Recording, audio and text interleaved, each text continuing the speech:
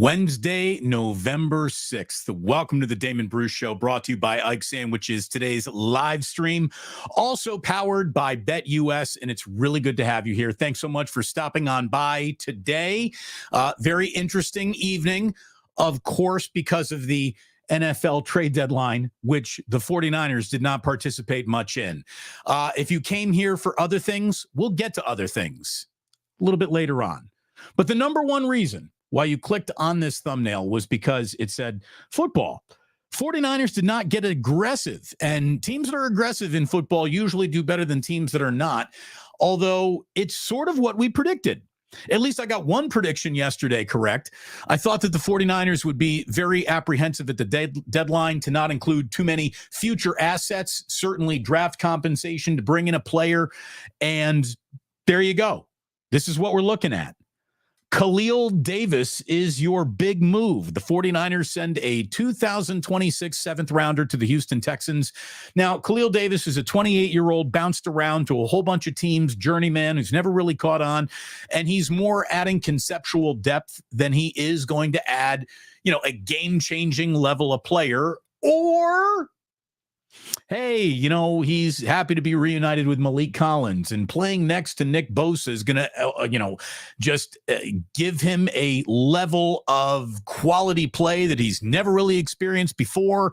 And Chris Kasurik lays hands on him, and all of a sudden, the San Francisco 49ers defensive line is a nasty thing again. They also re-signed safety Tayshaun Gibson. That's going to bolster their secondary a little bit. Big move? No, not really. Teams in the NFL, pardon me, teams in the NFL use that deadline to get better. 49ers did not get that much better. I didn't think they really were. And that's why I kept on telling you that I really believe that this team thinks that the cavalry comes from within its own locker room, first and foremost. And it's going to have to be, hey, Pearsall's just showed up here, but he's really good right away. And it's going to have to be, Cowing was a slow start to the year, but after that bye week, he really started picking up and playing well. And Guarendo's October improvement really pointed to a November where he meant an awful lot. No, by the way, Isaac Guarendo is improving, and Jordan Mason is improving, and Christian McCaffrey comes back from a problem that has prevented him playing a single snap this year and is just good and ready to go the rest of the way. Whether that means being used sparingly, in the red zone, selectively, handful of plays, big amount of play, whatever.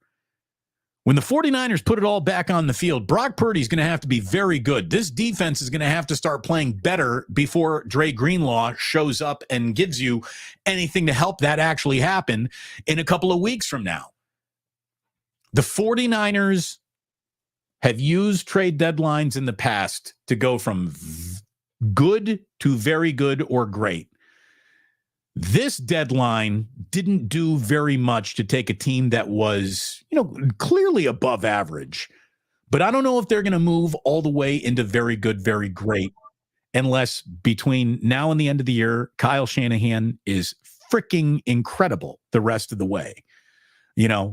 George Kittle continues to score touchdowns, multiple touchdowns each and every week. Debo wakes up from the unimpressive first half to blow you away with production in that second half.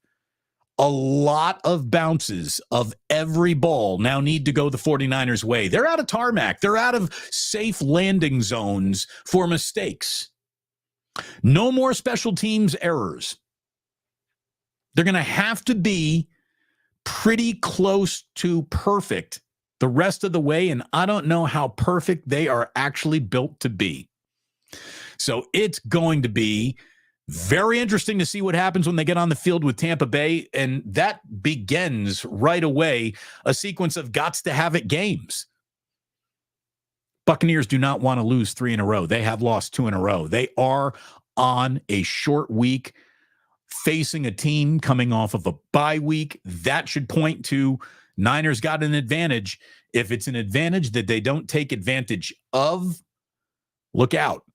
That would officially be bad news. Seahawks after that. Then you're on the road, Green Bay, Buffalo. Those are really brutal back-to-backs.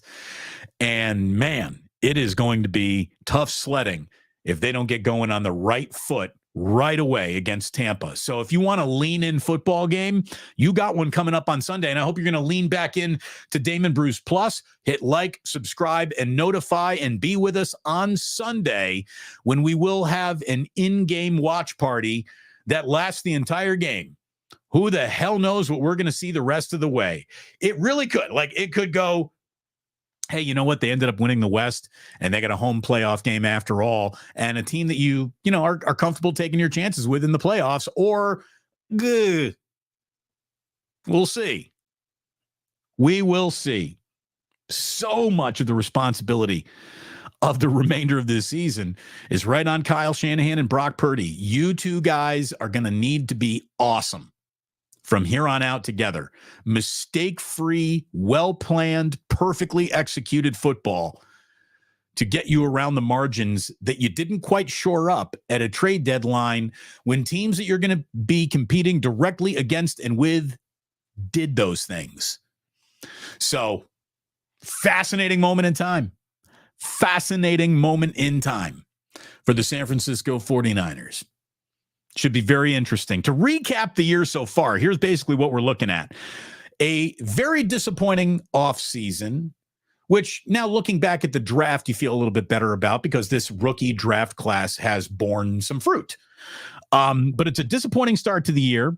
You make teeny-weeny moves at the deadline to not really add much depth. The injuries that were affecting the beginning of the year are now the injuries that need to heal to make the second half of your year go according to plan. And good luck with Christian McCaffrey's practice window being open. Hopefully he comes back and lickety-split is just not missing a beat. And if that happens, we'll talk. And believe me, if it doesn't happen, we'll be talking about that too. Like and subscribe, my friends. Is he really ready to be Superman? Christian McCaffrey ready to put on that cape and be Superman? Because that's what he's going to pretty much need to be. And Brock Purdy is going to have to give you, I called it Montana-esque like performance here in the second half. Can you be flawless? Can you execute? It's going to take an awful lot of flawless execution to get the 49ers to where they want to be. Man, oh man, oh man. Very, very interesting. If you wanted Maximum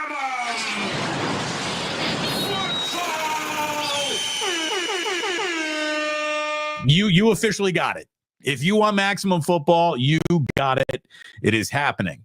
By the way, if you want maximum delicious, go see this guy right here. That guy Ike's has a wonderful sandwich waiting for you at one of over 100 locations and growing. And my man Ike is going to urge you to sign up for that Ike's Reward program. And if you do, you start earning your way towards free sandwiches. You even get a free sandwich when you indeed sign up. And oh, by the way, look at this, a chance to head to New Orleans for a very large football game. Yes, that football game at the end of the year. You can go ahead and check out the Love Rewards program from Ike's, and who couldn't use a little bit more love in their life and a delicious sandwich starting right now. Feel like you need to drink? Yeah, I hear you. Check out my good friends at the Dubliner. Great bar, great people. We just had a Plus Mania there and had a really good time. Get yourself back to the Dubliner. Oh, by the way, it is Chef A's birthday. Hold on. We're going to give Chef A the royal treatment here. Chef A, happy birthday to you. You officially get a bottle pull. By the way, Chef A sent me an awesome Indiana football t-shirt. I should have worn it today. I just saw it upstairs. Chef A, cheers. Happy birthday to you.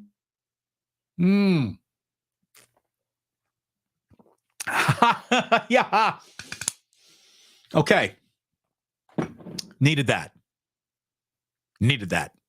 Happy birthday, Chef A. You are fantastic. So are our good friends at the Dubliner. And let me just tell you right now,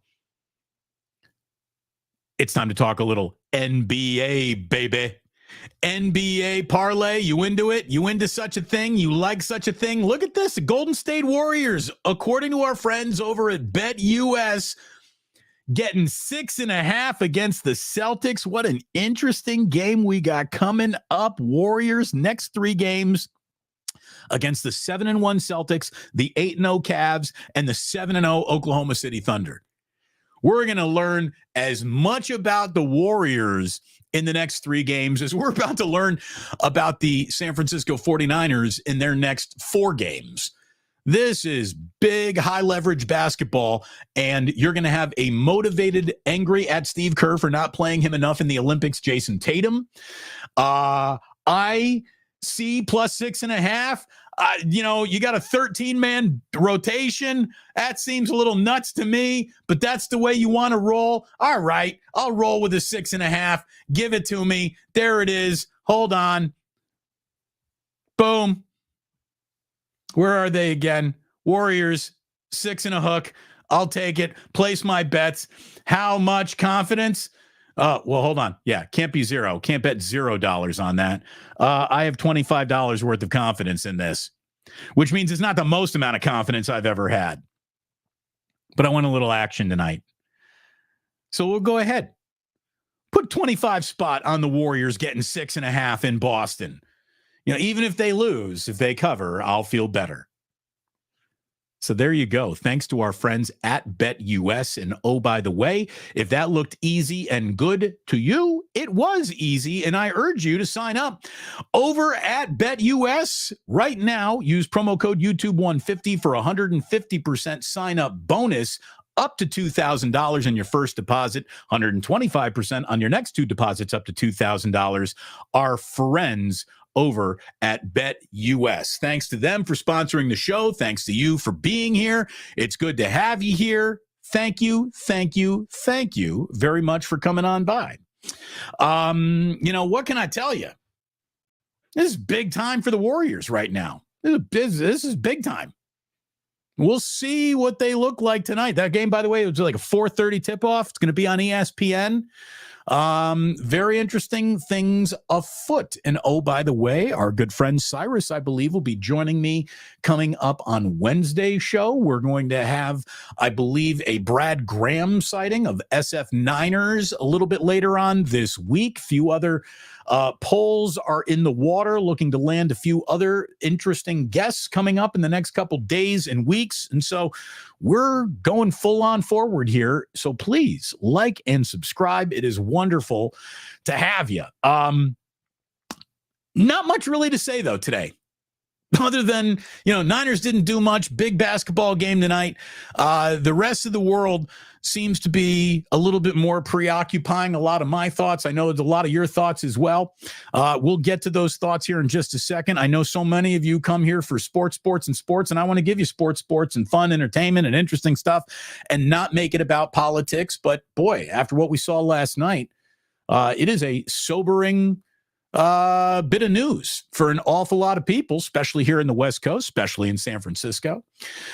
So we will get to that after our day in history. You feeling a little historic today? You feeling historic? Hey, happy birthday to Sally Field. Sally Field, 78 years old today. Ethan Hawke, 54 years old today. He's great in Training Day. I really like the movie Gattaca. If you've never seen the movie Gattaca, that's a good Ethan Hawke movie. Happy heavenly birthday, speaking of basketball, to Dr. James Naismith. He died in Lawrence, Kansas in 1939. He was 78 years old, but he invented the game of basketball. And I'm glad we got a little basketball to watch tonight. I don't think I could wait till Thursday night football for a distraction. So thank you, basketball. This will be fun tonight. College basketball starting up everywhere, too. That is good for my mental health, as is my undefeated Hoosiers. Look at them crashing that college football playoff party. This day in history, the Hoosiers are in the college football playoffs. Let's see if they stay there. Oh, my God. Let's see. We have today in 1869, not 96, 1869 was the first college football game ever. Rutgers beat Princeton 6-4. Lots of safeties that day, I guess. The game was played with a soccer ball in front of about 100 fans in New Brunswick, New Jersey. And so there you go. First football game, college football game today in 1896. And oh, by the way, look at some of the pictures of the guys after that game. They are the most beaten up, bloodied up group of hooligans you will ever see captured in an old black and white photograph ever. I mean, these guys kicked each other's ass that day. Ass kicked. I mean, they were targeting. I'm sure there were a few hits called for targeting that day for sure. On this day in 1860, America elected Abraham Lincoln. Wouldn't end very well for him, but it started with an awful lot of promise. By the way, his victory led to a secession of southern states and something called the Civil War that hopefully, we're going to continue to avoid any sequel of anything like that. And I guess Jay Mill says, Navy going to beat the Hoosiers in the Military Bowl. By the way, I did a wake up with Kruger already. And when he went to, bring up some chats, right? Bringing up some chats, his logo got bigger. The lower third graphic was bigger. What I maybe I got to hit some settings here because I liked it bigger. I could see it better with my aging, decrepit eyes. When it was a little bit bigger, made everybody's avatar a little bit bigger. Speaking of college hoops, by the way, Smiley Dan, you're right. USF Dons tipped off the season with a win last night. Big one against Boise State coming up on Saturday. I mean, they're all big against Boise State. We all know that. Damon, was it football or football? Alexander Boy Entertainment. It was definitely football. They played with a football. Jay Mills saying, I'm guessing that game looked a little bit more like rugby. It was a little bit like rugby and a boxing match all at once.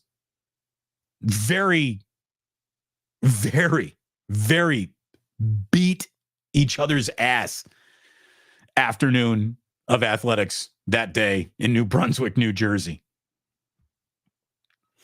Look, I can see in the chat that an awful lot of the happy with last night's election outcome are in here today. And all I can tell you is you won, I lost. See how easy that was? Do you think your side would have ever had the grace to do that? Or would there be an insurrection? I don't know. I can promise you on January 6th, there will be no Democratic run insurrection. I can promise you that. I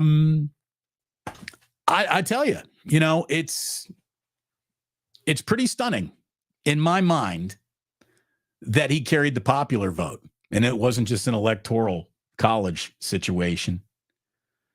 Why did it all happen? Well, there's a lot of certainly finger pointing and blame to go around in the Democratic Party.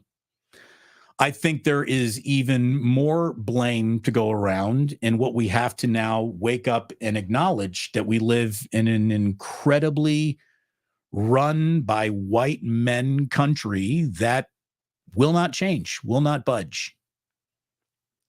I'm someone who really believes in diversity. Like, to me, diversity is not an old wooden ship. I think that rooms make better decisions when more people from uncommon backgrounds work together to find a solution. That won't be happening.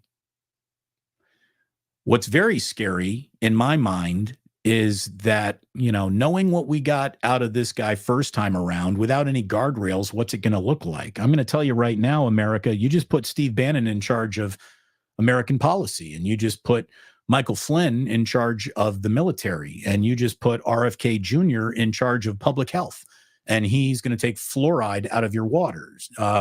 David Frum, who is a huge conservative, who has been covering all this, said it's real simple. It's a big win for post-liberal politics It's also a big win for measles, mumps, polio, and tooth decay. Here's what I know. I'm white. I'm going to be fine. I'm going to be fine. I'm a white guy. I know that both of my sons are, last time I checked, 2 little white boys. They'll be fine. I also know that I live in San Francisco. There's no city in America more prepared to not acquiesce to the new world that we all woke up in this morning. And there's that level of like San Francisco's its own country within a country that will, always be present here.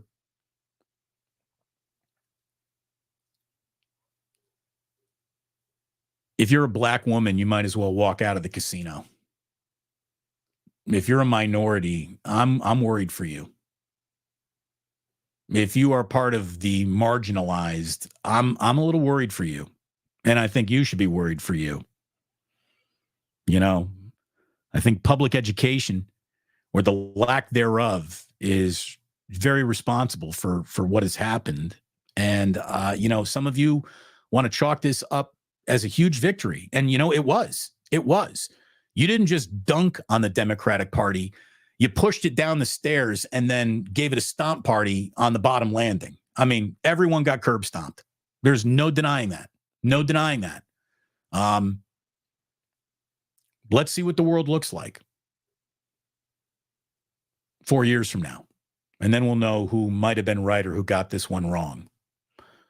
I do know that there is a better chance of healthy, pregnant women in America bleeding out and dying in an emergency room now than ever before because of a denied access to reproductive health care. That worries me. My wife is an incredibly accomplished woman, and she is, pretty sick to her stomach because she now knows that no matter what level of accomplishment, first of all, so everyone gets downgraded. Everyone gets downgraded. Like African Americans, I'm sorry, you've been like downgraded to Negro. And, Hispanics, Latino men, you've been downgraded to they're going to be kicking down your front door to see if you got your right papers. I don't know. It's a really strange world that everyone kind of wants to live in now. And we'll see where it all goes. I just know that I'm going to be okay. And obviously everyone seems to be in this for themselves these days. I believe that societies are measured by how far they go to protect their weakest members. And I don't know what this is going to look like. But you wanted it, you got it. It's all yours. It's all yours. If you're comfortable with an easily exposed to outside influence man who has told you everything that he's got is for sale for the right price, if you're comfortable with all that, if you're comfortable with a convicted felon, congratulations. I really don't think I am. I wasn't raised to be that person. Authoritarian, fascist political movements begin with an erosion of education and confidence and trust in information and trust in institutions. And eventually you get beat down so much so that you just want to give up. I don't even know if there will be an election again in 4 years. Let's see, right? Let's find out. I do not know where this goes. I will also say that there's never been a time in American politics where the people living in that time didn't think this is the worst time ever, and it turns out not to be the worst time ever. And so maybe that's the saving grace of this all. But what a clear message from uneducated white America that we're in charge. So I guess people, who are educated and experts in certain fields now have to all just give way to people who will adhere to what dear leaders' marching orders are. You know, I hope all of you who voted for Trump have an extra $300,000 when your grandparents are taken off of Medicare and Social Security. I hope all of you who think that your grocery prices are about to come down see that once a mass deportation, if indeed that is what is about to happen, makes grocery prices go through the roof.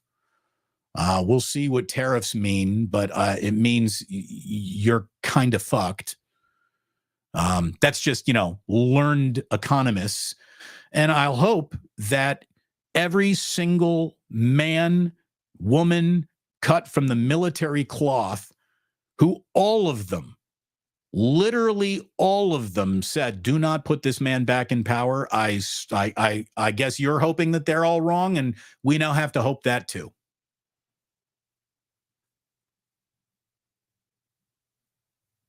But Democrats got crushed. Oh, sorry, gay people. You're done now. Trans community, you're about to be dragged out into the alley and get beaten up again. I don't know what this looks like. I don't know what this is going to look like, but I know it's not really something that I wanted to see. Iceman 0072 says, just shows that everyone is concerned about their wallet. Yeah. Yeah, I think that is fair. I think that that's very fair. Third string all pro. Not an ounce of class in you, third string all pro. Look, this cope is next level. This is people talking through. Look at it this way. If I don't believe in what you believe in, do you understand how I look at everything that just happened as a little bit of a threat to our future?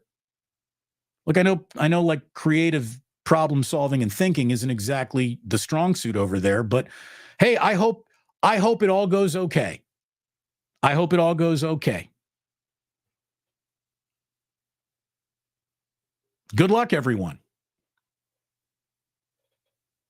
Good luck.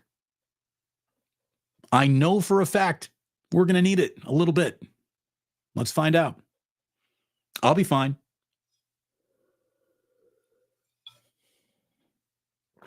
I'll be fine. I don't know about, gays, minorities, marginalized people. By the way, watch how quickly securing the border just vanishes. Just won't even be an issue. It's not going to there will be no wall built. It's just going to be a talking point that now, since they don't need it anymore, just completely vanishes. Watch that happen. So good luck. Good luck, everyone. I hope you're a white male. If you're a white male, you're good. If you ain't a white male, I don't know what it's going to be for you. So good luck. I do know that we got a hell of a community in here, and whether you're in here to be a part of that community or just agitate the community, we get to have disagreements and we get to talk. But I wonder what's going to happen when disagreements aren't allowed to actually be disagreements anymore. Are you ready for all that? Because that could happen. That could happen. We'll see. We will see. Thank you very, very much for watching today. We'll be back tomorrow. Obviously, talking politics is something that people come here to be away from, but how can we not react to a moment where, America had a choice? And the choice is in direct opposition of things that I think are important and believe in. It doesn't make me wrong, nor does it make you right. But it certainly points us all in a direction that is something that I can honestly say I did not expect to see. I got that one wrong. If you feel better dunking on me, that's great. I hope your grandmother doesn't die when she gets thrown out of a hospital, or your daughter have to bring her rape baby to term. I hope that happens. Hope that doesn't happen. I hope that, unfettered, easier access than ever to AR-15s means that your children's school gets shot up, not my children's school. Because apparently we're now just all taking care of our own. Trying to take care of other people is just, who gives a fuck? That America is going to take a little while for me to get used to. And I don't know if I'll ever really get used to it. So we'll see. I hope you really read the details of Project 2025, because you're about to have every page of that so stuffed up your ass, you're not going to be worried about gay rights anymore. You're going to have 2025 up your ass. That's coming. Did you read the details of that? No, of course you didn't. Oh. Wait until you see. Wait until you see. Thanks very much for tuning in, and please do remember that sports don't build character. They reveal it. And like that, he's gone.